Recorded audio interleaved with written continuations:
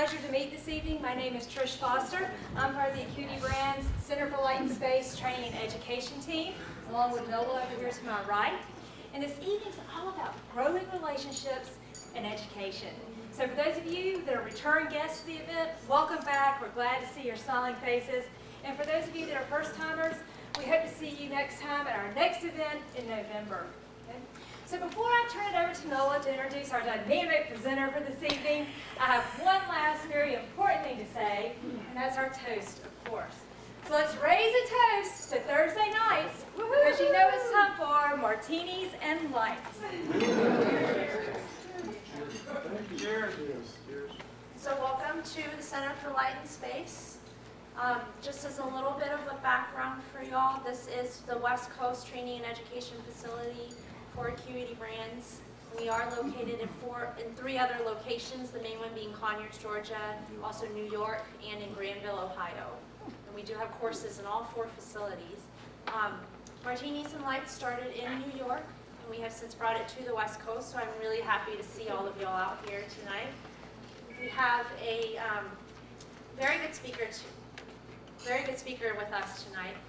Just some logistics before I introduce her. For those of y'all who need AIA credit, I think y'all all circled it on the paper when y'all came in. But if you did it, that's okay. Just let me know. And I have certificates ready for y'all at the end of the talk. So just come find me before you leave, and I can give those to you. And then also the next Martinis is November 21st. So put that on your calendar. I'll also send out a reminder for y'all, and it will be here. And to introduce our speaker, Sandra Stashik, she joined Acuity Brands in 2012, and after a lengthy career in lighting design. And her role at Acuity is to provide sales teams with tools to capture more market share of specifications and sales of Acuity Brands. Prior to joining, she was a principal in a Philadelphia-based lighting design firm, Gernald Waldron Associates, and her approach to design is to create environments for people which are sustainable and innovative while allowing for the highest comfort and productivity of the occupants. Her work encompasses interior and exterior environments, from building sites to streetscapes and bridges. And she is a registered engineer, fellow of the IES chapter, lead accredited professional, as well as affiliate member of the International Association of Lighting Designers.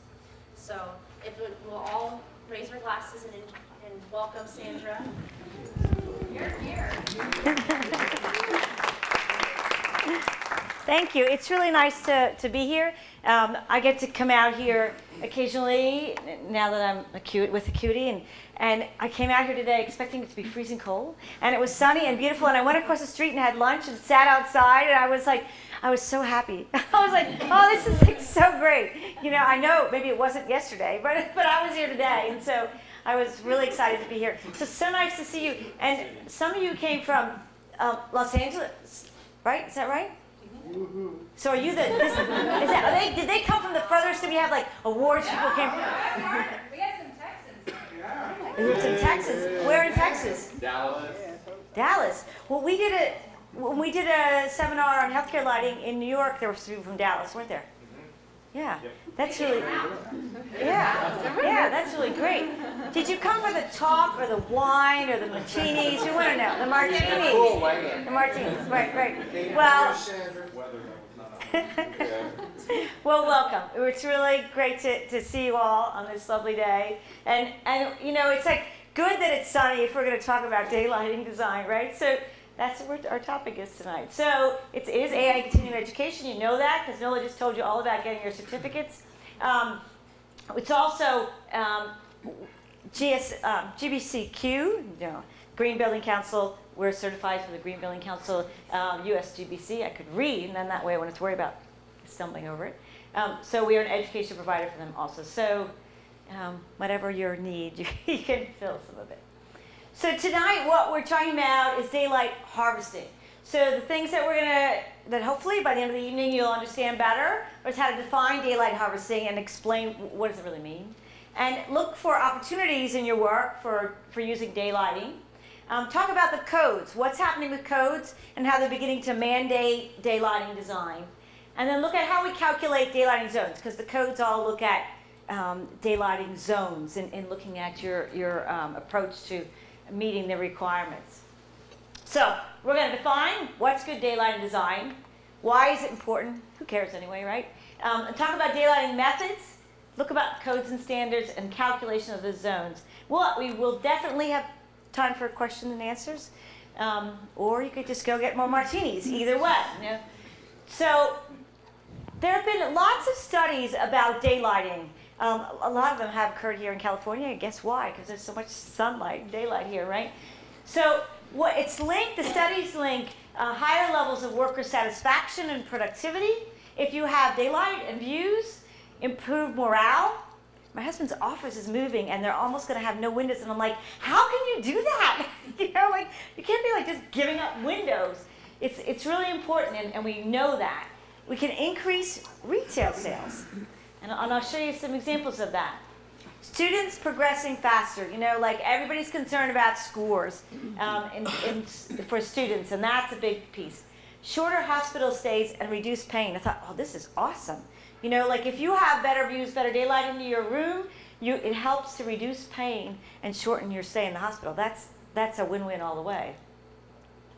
So if we look at the benefits for daylighting from the standpoint of education, it's improvements in math and reading scores when they had a maximum amount of daylight. It wasn't like, this is a study by Herschel Mahone, and it wasn't that some people didn't have daylight at all. It was like some people had a lot more daylight than others, and whether it was a better amount of daylighting, that the reading and math scores improved. So what is good daylighting design? Somebody like to turn on the wall washers? No. Turn them off. That's good. So what's good daylighting design? So we're doing the building design. So like, how many people are in here lighting designers? Yeah, so we don't design the building. We're lucky if we can have an influence with the architect on certain things. But how many are architects? See, they design the buildings. So you have to beat up on them, right? See? So it has to be people coming together for the goal of having a good daylighting design. Because the architect has to be willing to look at what's the best way to design the building to bring in the daylight. And then the lighting designer can come in and help to look at what are the controls, what is the best way for us to look at the layout of the lighting fixtures to be able to control things. So we're trying to optimize the introduction of daylight, and we sometimes do that by how we orient the building, right? So the orientation of the building, we're trying to maximize the north and south orientation and minimize the east and the west exposure. Okay, so why is that, architects? Heat? And what happens on the east and the west? Sunrise, sunset, right? Yeah. So low angle sun, which is much more difficult to control the penetration of that sun into the space, which can cause glare, can cause people to be unhappy, and they're putting the shades down because it's glaring on their desk, right? They can't work. So it's important. The north and the south, or of course the north, we know is not a problem. In the south, it's easier for us to control because the sun is higher in the sky. And we'll look at some examples of that.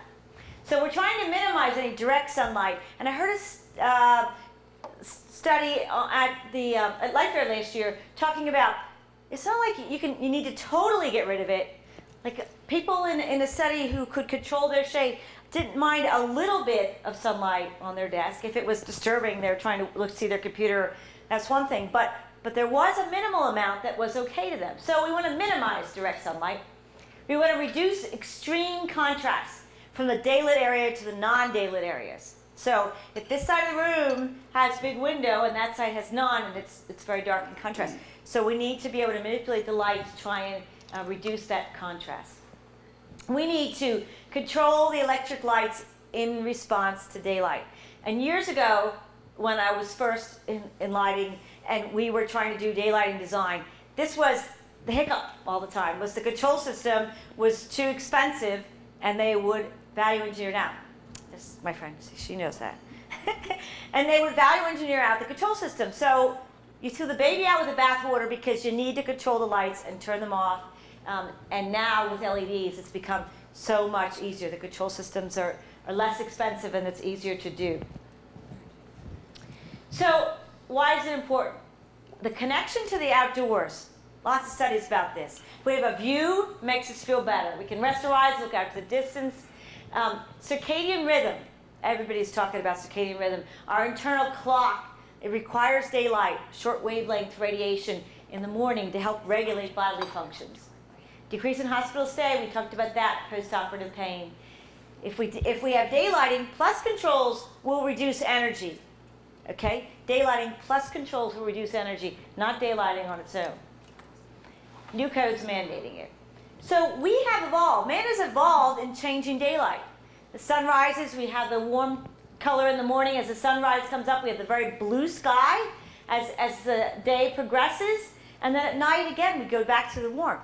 There was a natural progression in the day when people were spending their time outdoors. They're in the fields, whatever. That was what we were used to, and that's how our bodily clock works. That whole function of those changes throughout the day. Our built environments have sheltered us a lot from those changes, and that has an impact. And we all know about people who have SAD, seasonal affective disorder, that especially the Northeast, where we have a lot of darkness in the wintertime, that there was an issue with people having SAD.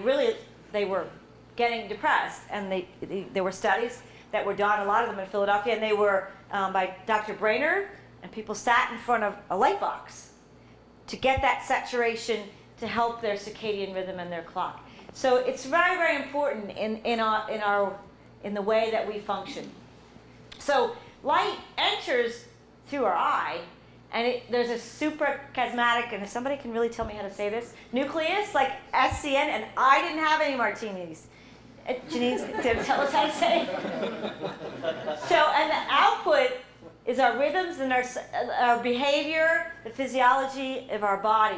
So this was found several, 10, 15 years ago, by the scientists, that there's something other than just vision, that this is what's happening, that light is stimulating this, which has the impact on our bodily rhythms. So there's a variety of psychological and behavioral events that occur around the times of the day that the importance of the light changing during the day and its impact on our bodily functions is very strong. And you hear a lot of people talk about melatonin production. So through the course of the day, just how the light changed if you were just outdoors, that's important in regulating our functions. So when it's dark and we go to sleep, there's a lot of talk about amber light. And if we get up at night to use the restroom, go get a drink of water, whatever, then it's better if we don't turn on the lights, not just because we're acclimated to the dark, but because it upsets our circadian rhythm. So there's a whole sequence. So in hospital rooms, in a lot of times in people's residences, you just have a little night light that might be amber or red, so that you keep that entrainment and the melatonin production during those dark hours.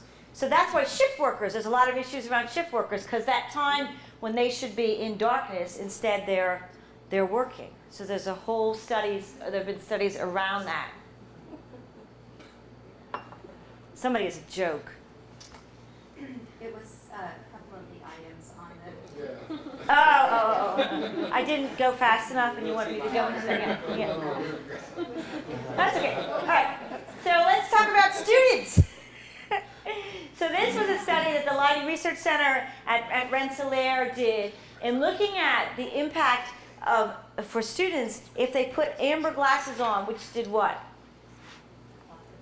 It blocked the blue. See, I put her in the audience so she would answer questions. Would block the blue light. So that the students weren't getting that short wavelength radiation in the morning. And it started to, what they saw, and it was only a small study, but what they saw is that it delayed their onset of sleep, like by 20 minutes. And there's you need to do lots more studies. It wasn't a huge study. But that's what, talking about our rhythm, that everything that goes on in the course of the day as far as light can affect our rhythm. So that in areas such as in the Northeast, when it might be dark, in my area, the kids have to be at school, in the high school, like 20 after 7 in the morning. Well, it could be dark when they're going to school. So if you don't have daylight within your classrooms, the kids don't have an opportunity to get that. They aren't outside in the daylight to get that in the morning as they walk to school. So we want to design schools, offices with spectrally neutral light transmission from the glass. So the glass, we're not going to make amber glass, but the glass may be also shielding that wavelength. So that's something to think about. Maximum benefit in winter in high latitudes. So, and we also, and if you talk to the researchers, they will talk about, it's not just about that morning light, it's about the entire day. So if we think about people beginning to look at like tunable white LEDs, they're trying to mimic that course through the day of the change in the light, so that warmer, long wavelength light in the late afternoon or the evening. We go home, and most of us, you're in California, you probably all have compact fluorescents in your house, right? But that were kind of cool, right? Not good. So that if you had incandescents, you were sitting at your dining room table, you dimmed the lights down, kind of made it nice and warm, didn't it? That's what we all liked until everybody put screw-in compact fluorescents in their houses. Became very cool. So much for that idea. But historically, if you could still have an incandescent bulb in your house, that will work. You will have that warmer light at night. And then we say dark and amber light at night if we're getting up during the middle of the night, that we like that, to keep that whole sequence working.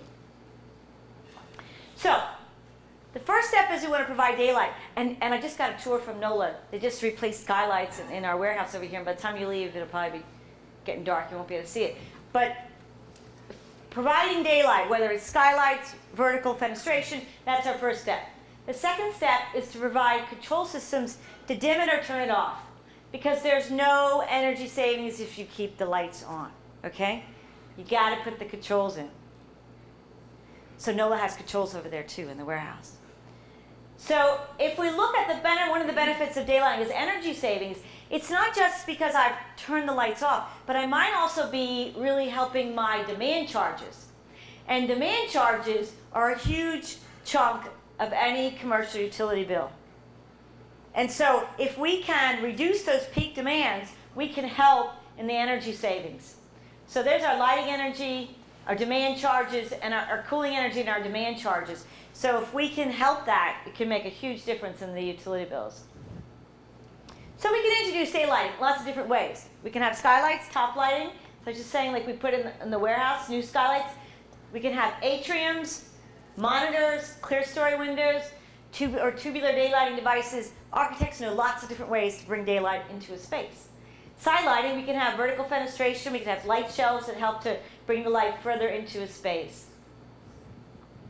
So if we think about top lighting, like atriums at shopping malls, you very often have big skylights to bring in that link to the outer doors when you're inside the mall. One of the things I always say, be careful of, the pointer, not the thing, is that if you have very bright and polished floors, and malls like to do that, they want to be nice and clean, they want to look nice and clean, they have bright polished floors.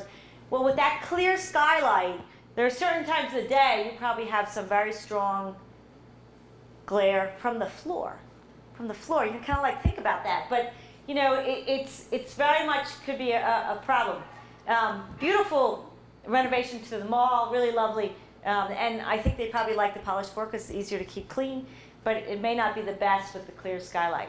Another example at Kenyon College, the skylight here was tying together a new addition into a historical building, a nice way to bring the two pieces together and allow daylight to enter the space. And I think this is great because look at this is a tile floor that's very matte, and the sunlight's coming in, but we don't have the reflections. We have the nice shadows that we see. It's very pleasant rather than any glare. So monitors, it's like monitors are something we used to see, like old factories had monitors, and sometimes you see them and they're painted over, like because there maybe was too much direct sun. But usually it's north facing, so it was diffuse light entering the factory. And why did they do that? Because if they were, but it was also years ago. If you think about, they were hanging a big, humongous incandescent bulb, before we had fluorescence. And so it was like they still couldn't get a lot of light. They didn't have all the methods that we have to get a lot of light. So it just gave them a great way to do that. Artist studios, in schools that have art studios, you often see that also. Museums, because you don't have that direct sunlight penetrating, which could impact the art collection. So here we're looking at several different methods. There's a vertical fenestration, which will bring in our light to a certain amount into the space. And then we have the potential to fill in with skylights or tubular daylighting devices to bring light down into areas where you don't have windows. So what's a tubular daylighting device? Okay, so it basically starts with a skylight, just like any skylight you might put in a residence or in a commercial space, in a factory. And then there is a tube, well, that's why we call it a tubular daylighting device. There's a tube that is very, very highly reflective, like 99% reflective, because as the light bounces around in there, we don't want to lose a lot of light. Every bounce, we're going to lose a little light. So it's very highly reflective so that we can bounce the light through the tube and into the space. In this particular case, there is a damper, a louver of sorts, so that you can control the daylight. Because sometimes you might have just too much daylight. Sometimes you may really need to dim the daylight because you're going to be doing AV. So that gives you the ability to have some control over the daylight. And then you want something down here to distribute it, some kind of louver lens to soften and distribute that light. I was in a space where they hadn't put the louvers or lenses in yet, and it was a sunny day. You go blind. You can't even look at it because it is so bright. That's so highly reflective that it's just, get double sunglasses on. This is a little conference room, and these 4 fixtures are tubular daylighting device. So the electric lights are not on, they're off to the side. So the room is lit by 4, looks like 2x2 fixtures, except it's really the tubular daylighting device, and it's during the day, so there's totally daylight in the space, and no electric light at all. A heliostat is another method of bringing light into a space. The big difference is that, it's not me, is it? No. The big difference is that it's active, where tubular daylighting device is passive. So nothing is, we can move the damper to control from inside, but from the outside, just passive, it's just the skylight. And it can capture light at low angles, and it can also capture light even on a cloudy day. Okay, because you're still going to get light through it even on a cloudy day. If you have a heliostat is moving, and it's directing the light to a mirror and into the space. So it collimates the beams, gives you a very, very strong beam of light that comes into the space, and then there'll be some reflectors or mechanism to distribute that light. And it can be distributed in more than one direction. You could split that beam and distribute it in more than one direction. It's very, very intense, and it can provide a lot of light very deep into a space. Obviously, it's an expensive solution because you have this whole mechanism that moves and is tracking the sunlight. But what happens if there's no sunlight? Sean says. Doesn't work very well, right? Because it's tracking sunlight and beaming sunlight into the space. So if it's a cloudy, you would never install this in an area of the country where it's more cloudy than sunny. Like what? Seattle.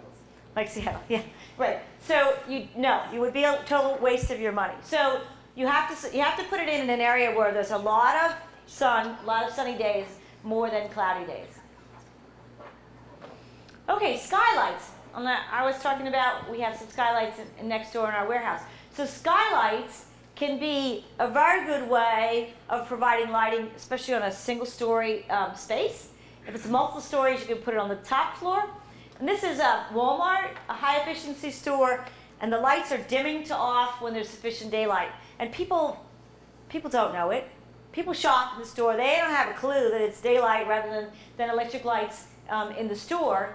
And they've saved $50 million a year on energy costs looking at all their stores throughout the US. This is what it looks like on the rooftop. It's a skylight. This is a lobby space, and these elements, these 4x4 elements, are skylights. So we have one little window, and then the skylights, and there's no electric lights on in this lobby. So I call it the zero energy lobby because there's no electric lights on a lot of the time in this space because of the skylights. So sidelighting is very, very important, and it's every building we're in practically has sidelighting. And one of the real benefits to that, of course, is you also have the view. So I always think, it'd be nice to work out in this space because at least you can look out, rather than these spaces that have mirrors. I don't want to watch myself sweat. Thank you, but I'd be happy to look out and see the bird fly by or something, So really, really nice use of natural light into the space. And you can see there's not really anything turned on at this point in time. This is a transit center in Charlotte. It was their first LEED Gold project. I happen to work on it, so. But the architects are WRT out of Philadelphia, and it's a beautiful little building that was a visitor center, and the ground slopes down, and it's like a bus terminal on the lower level. And you can see on the outside of the window, they have louvers. So the louvers are going to help to block that high-angle sun, but you can see the low-angle sun is penetrating through. We can still see that in the space. This is an example of automated shades. So as the sun moves around the building, the shades will go down or they'll go back up. Now, why do you want automatic shades? It's kind of expensive, right? Yeah. But why would you want that rather than manual shades? Glare control. And the other reason is because they have shown that people will put them down when the glare is bothering you. You're going to go put it down because you're trying to work. But when the sun moves, are you going to get up and put it back up? Forget it. You're not. And so you're going to lose some of the benefits of your daylight. People you're working, unless you got up to leave the room for some other reason and you thought about it at that point in time, you probably it's going to stay down. So that's more beneficial if it can be automatically controlled. So you can also obviously combine top lighting and side lighting. This is a project at Kenyon College, an athletic center, and there is diffuse skylights over this pool. We can see that reflection that's diffuse.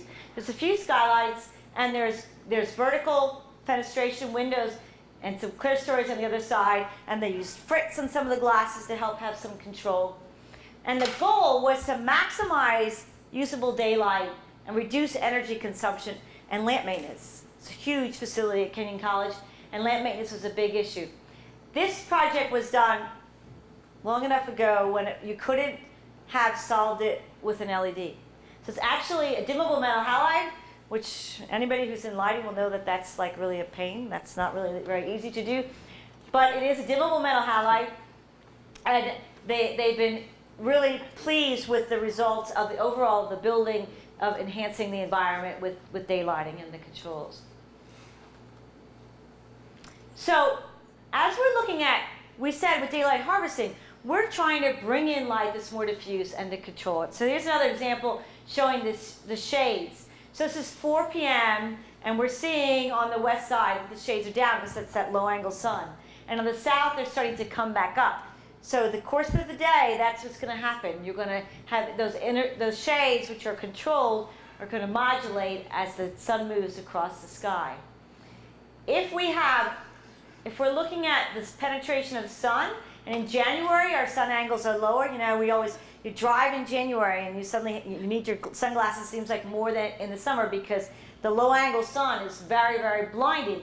So in January, you can see you have lower angle sun than in June when you might have the sun that's also hotter. You're more concerned about keeping that solar heat gain out. So a louver, a shelf can help to block that sun.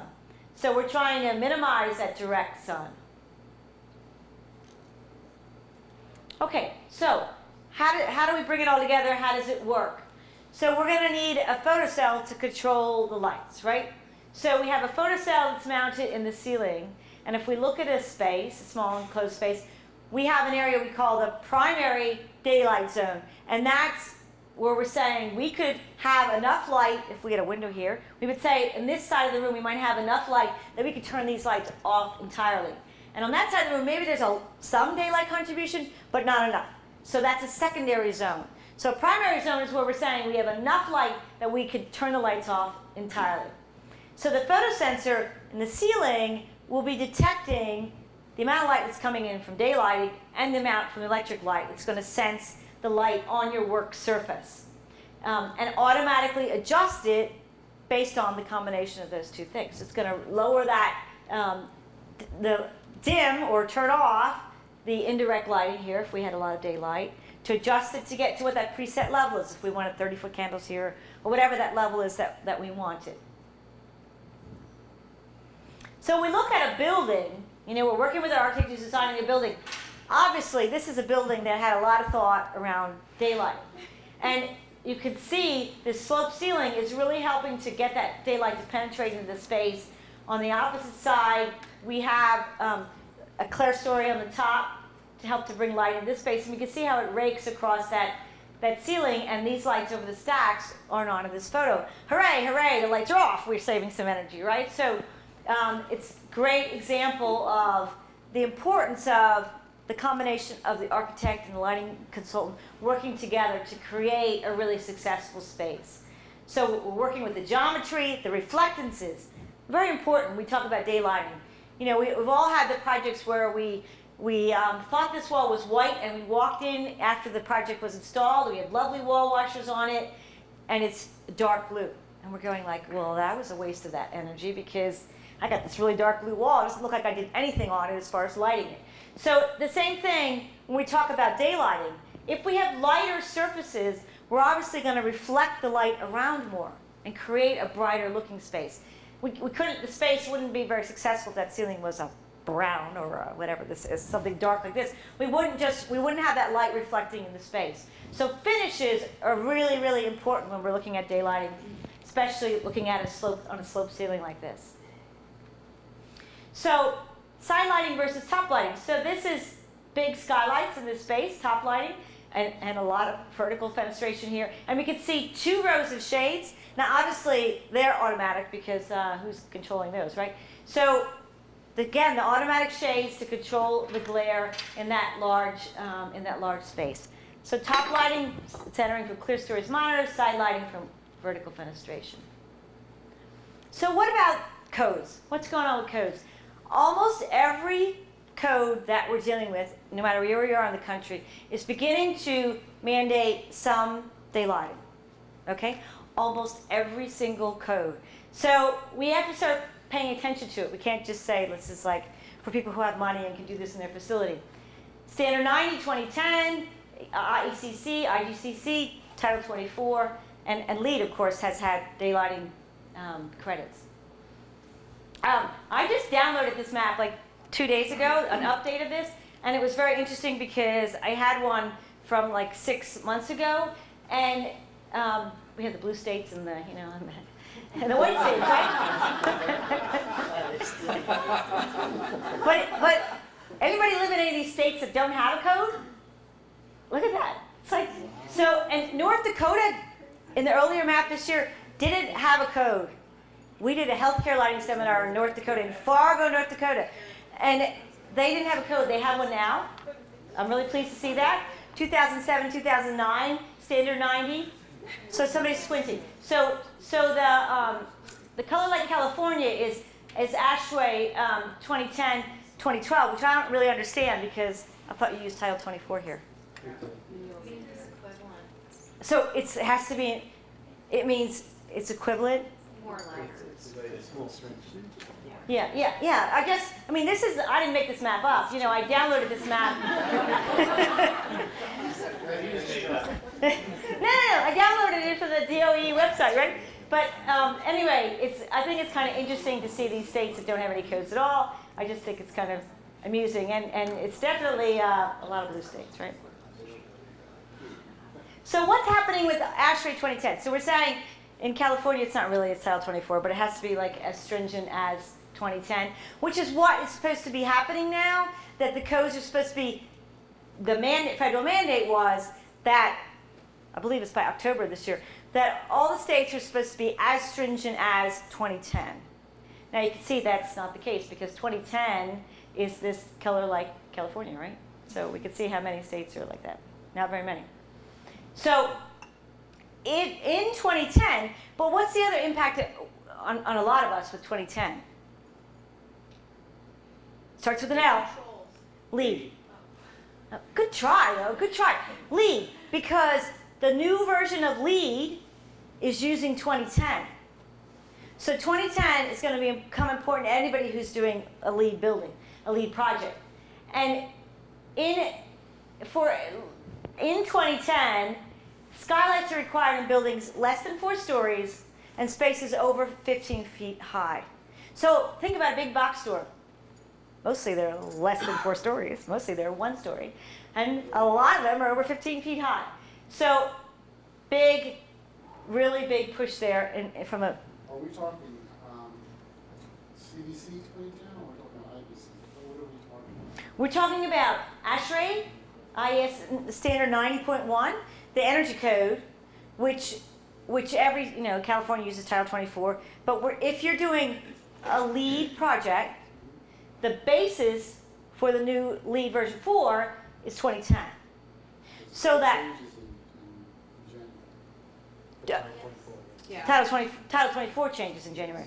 Yeah. And it's going to become more stringent. Yeah,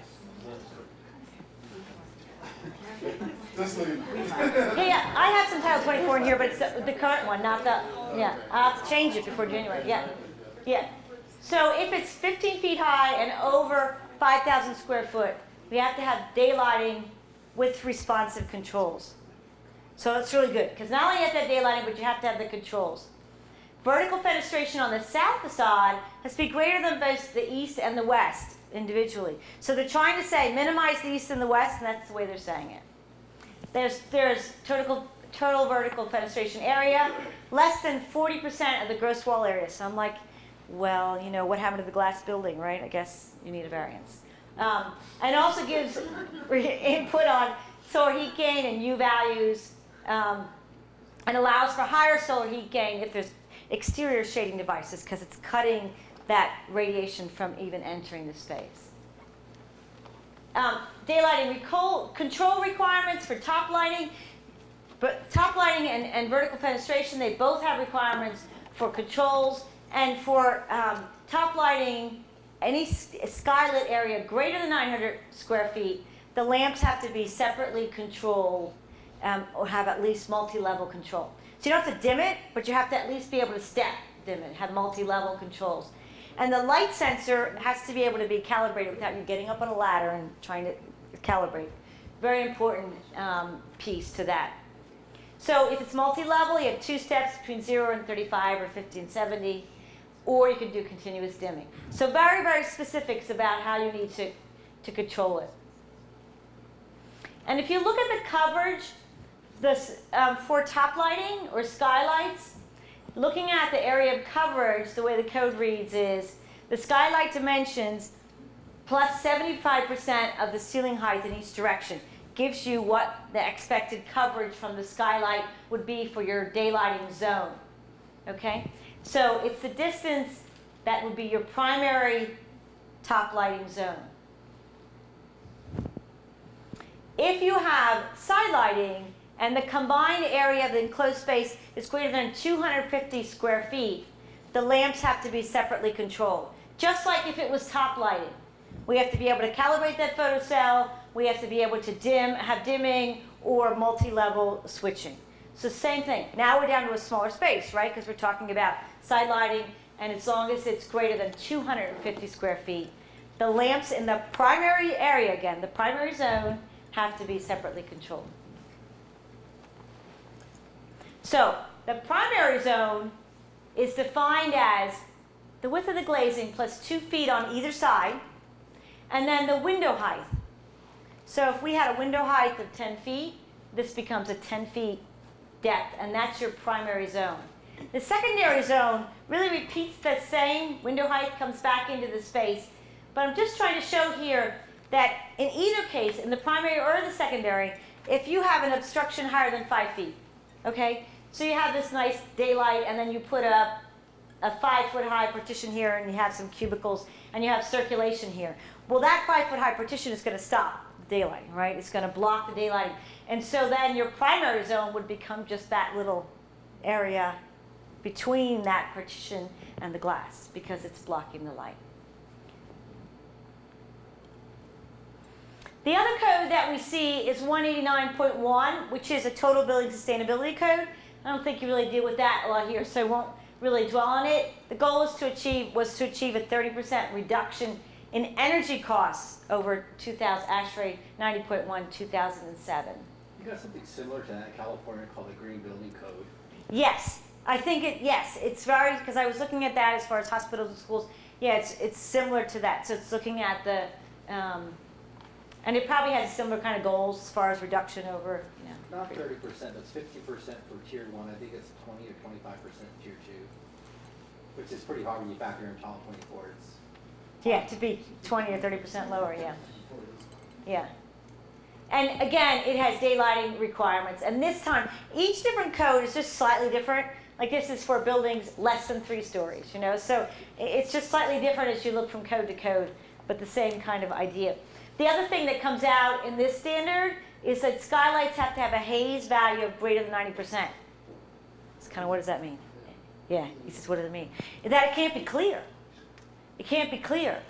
Because if you have a clear skylight, like in that, we were looking at that mall, you could have direct rays of light, sunlight coming in, you know, and in most skylights you don't have a blind, right? So you don't have a shade in most cases. So they're saying if you're trying to use a skylight for daylighting, not for effect, but for daylighting, it has to have a haze value of 90%. So that means it's not a clear skylight. It's got a haze of 90%. IGCC is the strictest code. I don't know if your new code is going to be stricter. For daylighting, it was a lot of work that went into the International Green Construction Code as far as daylighting. Buildings less than 2 stories above grade, 50% of the net floor area has to be daylit. That is a very serious requirement. And I listened to a speaker when this first came out talk about this, and he went through an example. And if you had a building less than 2 stories, or buildings greater than 3 stories, you have to have 20% of the daylit area. In most cases, you couldn't do that with just vertical fenestration. Your top floor needed to have skylights, or you wouldn't make those percentages. You know, if you think about 50%, it's huge, huge. Even 20 can be hard. If it's depending upon your floor plate, to get 20% if you have a lot of interior spaces that aren't getting any daylight. So it's very, if you're in an area where you have to do that, and it's beginning to show up in certain areas of the country, it's going to be much more difficult to meet. So you guys know more about this than I do. The current version is 2008, is that right? Yeah. So this is what's going to change 2013, effective January 1st, yeah. So control requirements again.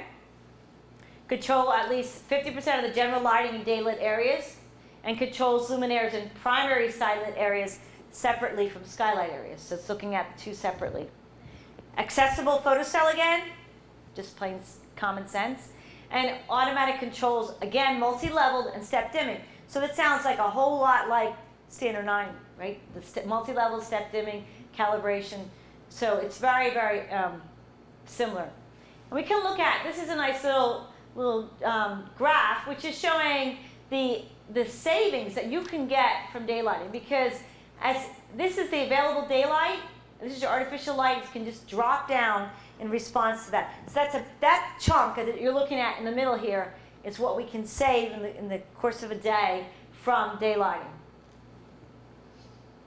LEED, of course, is changing too. Version 4 is passed, and this is not version 4. This is 2009. But we all know this credit for daylighting.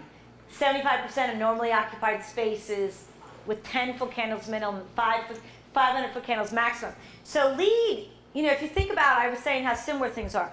But this is different. LEED is now talking about your minimum and maximum light levels, you know, and not just about the percentage of your space that have daylight. It's giving you some real specifics for a certain time of year, September 21st at 9 and at 3. So it's very, very specific, and people need to look at that. It doesn't mean you have to do a calculation, a computer calculation. There are different ways you can do it, but it's a lot more specific. Skylight roof area coverage, it talks about between 3 and 6% of the total floor area. So glare control, visual transmission again of the skylight and the diffuse skylight. LEED for schools, I think this is kind of interesting because it's got 2 different levels. You can get 2 points because if you achieve daylighting in 75% of the classrooms and core learning spaces, it's 1 point. You get another point, or 2 points total, if you achieve daylighting in 75% of all the normally occupied spaces. So what they're saying is, we really think that daylighting in schools, in classrooms is important. But if you can get it throughout the entire school, the normally occupied spaces, it's worth 2 points. And it can be a combination, again, of top lighting and side lighting. So it's just a little example of daylighting harvesting in a school classroom that has both window and skylights. And this is everything off. And this is just the blinds open. We can see, how much penetration. We just lit a bit of the side of the room closest to the window. If we then open up those skylights, and in this, there's actually louvers, if you can see that, there's a little light. So there are louvers, and the louvers are shut. When we open those louvers, you can see we still don't have any electric lights on, and we can light the entire room very uniformly.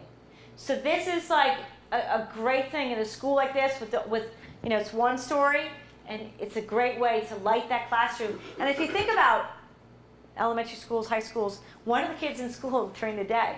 I mean, the schools may be used in the evening for, adult programs or something. Obviously, you have to have electric lighting, But in a lot of instances, you don't need to have the lights on at all if the daylighting is designed well in a school, because you really use in daylighting hours.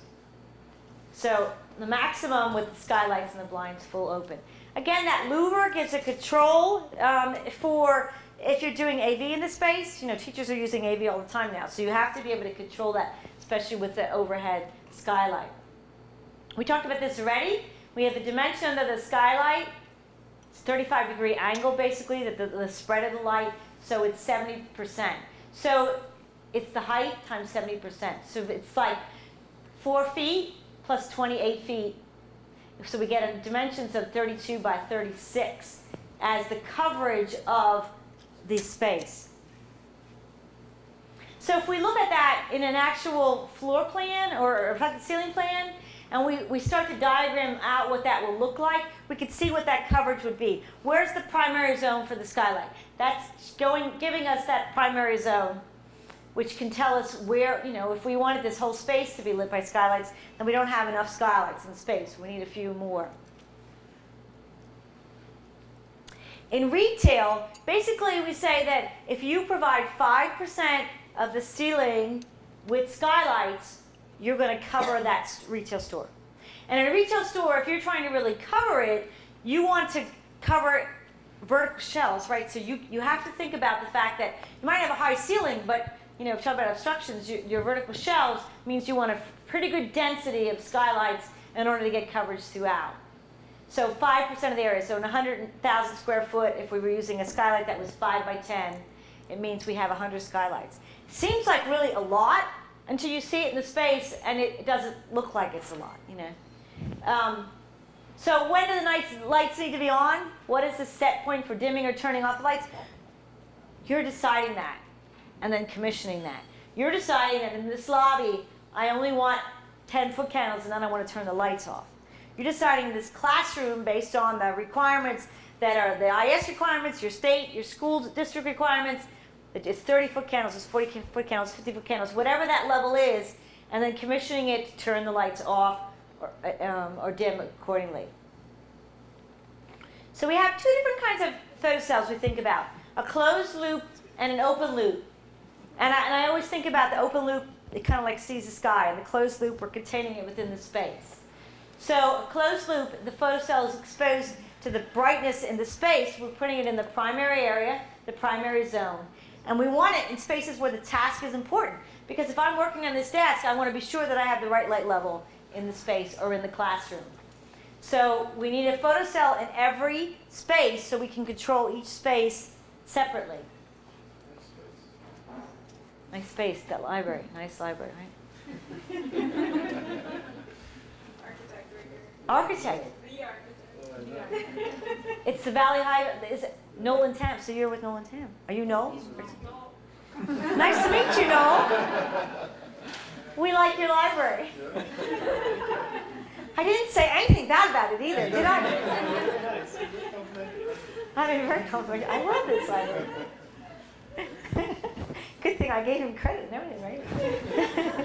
So again, closed loop, it's looking down and seeing the area that we're getting daylight and electric light and adjusting the lights accordingly. One of the things we have to be careful about is what happens if we have indirect lighting or direct indirect lighting shine on the photocell. So that's going to muck up the water here, right? So we have to look at a different way to do that. And one of the ways we can do that is by taking a small footprint photocell. I'm looking up, good, there's nothing here. There's no daylight. And we can put it in the Luminaire itself. And there are some examples around here that have them in. But you can, then you're below the light and you're getting down onto the space and not having, onto the desk surface and not having that problem of the interference of the uplight. So there's an example of one. It can be very small. And it's a great way to do it if you have an office, only has one fixture, you put the photocell in the Luminaire, you don't have a second thing to wire in the ceiling. He's pointing. Is there one up there, Kai? No. Never mind. So open loop, the photocell is viewing the daylight now and is responding simply to the daylight, not to what's happening as far as the light level in the space. Now, again, you're setting it for the kind of light level you want in the space. It's still trying to do that, but it's looking at the daylight. So in large open spaces like this, Walmart, Kmart, or Target, in large spaces like that, it would be in the skylight, and I'll show you, and it's looking at big box retailers, shopping malls, so that we might have a depth of that skylight, and we might put it right inside that. So it's really seeing that light coming in and not what's going on with the electric lights. But again, it's being programmed to get the light level that you want it. But because of the amount of movement through the space, it's not necessary to get as specific onto what's happening below. So, big box retail, do we want an open or closed loop? Who's awake? Open. Open. Oh, you guys are great. I don't usually get other people responding. Wow, you're good. So we put that in as close as we can to the daylight rather than looking at the what's happening below, shining it down onto into the space. So one of the methods that you can use to calculate the amount of light you might get from a skylight is a program that's free called SkyCalc. Free programs are good. It's available on the web, and it was developed by Herschel Mahone, who I was talking to earlier, having done research projects, and they're California-based. And they developed, it's really an Excel-based program that will then tell you different for each month, different times of the day, what your foot candle levels are, and if you're meeting your requirement that you set as to what the levels are you want. So this is looking at the times of the day when you're above the predetermined amount of light that you decide you want in the space. It also is looking at total energy savings. It's looking at the impact on heating and cooling in the space and the controls. It's free. You can download it from Herschel Mahone's website, which is hmg.com, or Energy Design Resources. And weather data can be downloaded, so you're picking the weather data based on your location, obviously, because it changes from location to location. There's all kinds of other daylighting software tools, simulation tools.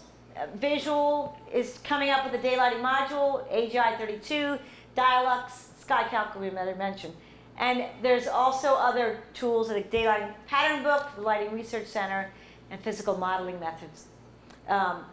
You will often see people build a model and then put it in the simulator, which is another way to look at the impact of daylighting. So, what did you learn? Except that martinis are good, right? Okay, martinis are good. We learned how to define daylighting harvesting, how to think about conceptualize opportunities, and we know we got to work with our architect, right? And we were understanding some of the codes in which are mandating daylighting and how to look at calculating daylighting zones. Thank you. You've been a great audience. You know, you're better than New York. You're better than New York.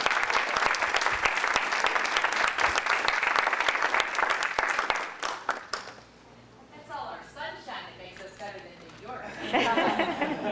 You notice that I didn't say they were better than Conyers, though, did I? We will take any questions if anyone has any questions. Does anybody have any questions for Sandra? One question, monitor is the same as clear storage, right? Oh, when we're talking about like the codes, No, monitor is the same as the clear storage. in a way, monitors, I don't think it was exactly the same as a clear story. No. I think about the clear story in his library. That was like a clear story, and monitors, I think, are more the sawtooth. Okay. They can be rectangular. You can have light from one side or two sides. I think they're kind of equivalent. Similar? In terms of, you're getting light from a vertical surface. Yeah. and not a horizontal. Okay, we'll go with that then. That's why you. Any other questions? You know, your talk and as well as the lead talk a lot about trying to orient buildings in certain ways, like maximize north and south. Well, usually architects don't choose the sites. Lighting designers don't choose building sites. And usually you need to optimize whatever site you're given. Right. Which oftentimes doesn't allow you to orient your building in a certain way. You're usually, for example, with urban infill, Yeah, I was just going to say that. I was thinking exactly about that. Whatever's available. Yeah. And especially if you're working on urban housing, you're orienting every way you possibly can. Right. I wonder what are some good solutions when you have to orient your building in every direction, but you find that your codes are sort of prescribing you to orient certain ways. Yeah, they're not necessarily prescribing you to orient certain ways. They're trying to prevent the problem of the sun, you know, in the east and the west, right? So saying get more glass, like on the south. But I think that an IGCC has a whole process in it for taking into account the fact that the sun might be blocked by another building, for instance. So like that 50% or that 20% is reduced if there is sunlight blocked from a building. Like that's not orientation, but that's when you're doing infill. That could be what are sunlights, right? But if you're doing infill, you have to deal with what's there, and that might impact your ability to bring daylight into your space. And that's just the fact, and then you have to see how do you optimize with what you have. Yeah, if we start in an open field and position our building the exact perfect way, that doesn't happen very often, is what you're saying in your design, in what you're designing. Like a new campus for a corporate client might be able to do that, because it might be buying up farmland and looking at, then shame on you if you don't look at it, the architect, I'm looking at him. Because you have that ability to do that. I had to buy him a drink because I pick on it. But in an infill, you don't. You're going to have to work with what you have and maximize it, and the codes are going to allow for that. Good question. I like that question. Any other questions? No? All right. So thank you, Sandra, for coming. You're welcome.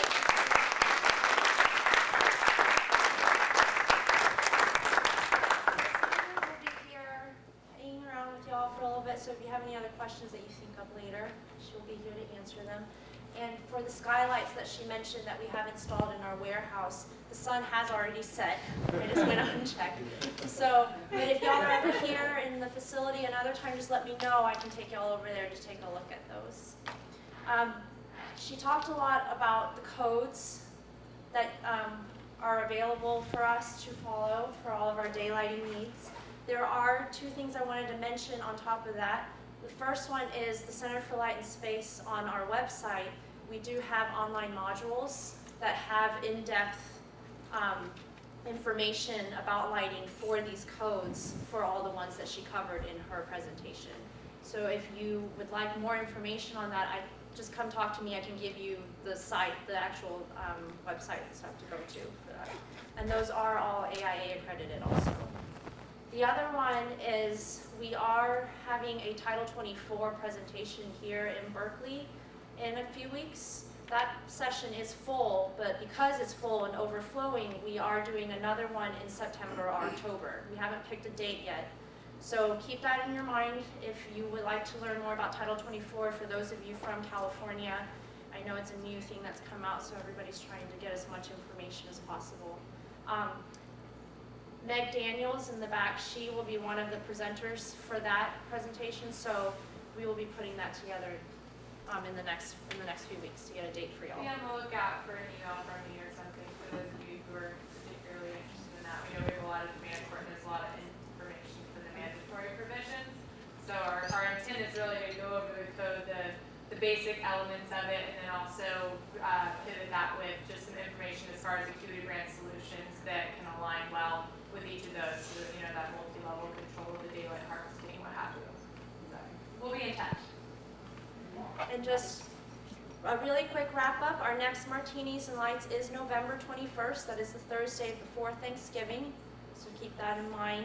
And as well, don't forget, if you need AIA credit, I do have those certificates for y'all, so find them before you leave.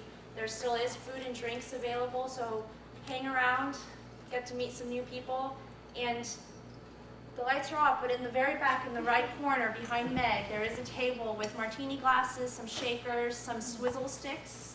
Those are for y'all to take and enjoy, so help yourself. And thank you for coming tonight. Thank you. Oh, and the tour. Sorry. Sorry, Darren. So OLDC is in our facility. That's the OLED group, and they have all their fixtures installed here in our facility. So if you are interested in seeing some new OLED fixtures, they are doing a tour now for those who are interested. So Darren in the back will be providing that. You can also come find me if you need to find the area. So help yourself. Thank you.